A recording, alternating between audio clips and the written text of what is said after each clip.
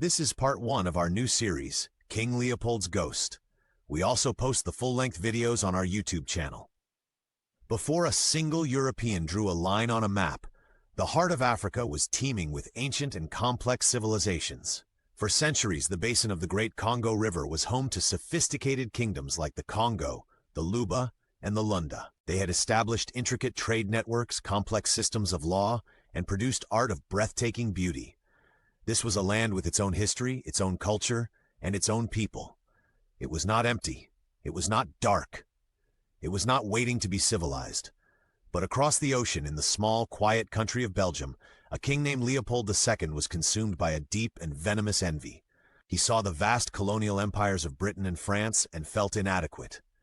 He believed that to be a great king, he needed a colony to exploit. He craved a piece of the world to call his own, to bleed for its wealth.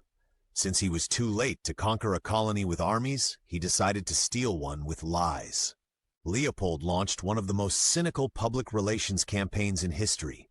He presented himself to the world not as a greedy monarch, but as a great philanthropist. He created a front organization called the International African Association and spoke passionately about a noble mission. He promised to end the Arab slave trade in Central Africa, and he promised to bring civilization and free trade to a people who already had their own complex societies and trade networks. It was a lie designed to justify a crime, and the world, blinded by its own colonial arrogance, believed him.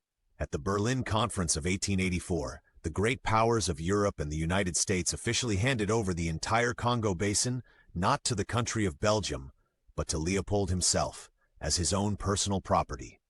They gave one man the keys to a kingdom home to millions of people. They had no idea they had just handed those millions over to a monster who was about to unleash a holocaust of greed that would be hidden from the world for decades. To see how Leopold created his private army of slaves to enforce his rule, follow for part 2 and subscribe to History and Beyond.